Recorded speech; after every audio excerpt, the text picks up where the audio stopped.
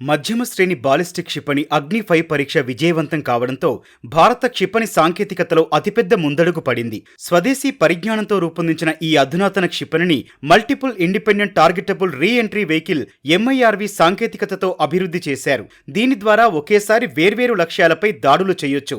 ఒకేసారి 3 అణు వార్హెడ్లను మోసుకెళ్లి ప్రయోగించే సామర్థ్యం దీనికుంది. అణ్వాయుధ సామర్థ్యం ఉన్న కన్నాంతర బాలిస్టిక్ క్షిపణి అగ్ని-5కి 5000 కిలోమీటర్ల పరిధిలోని లక్ష్యాలను ఛేదించగల సత్తా ఉంది.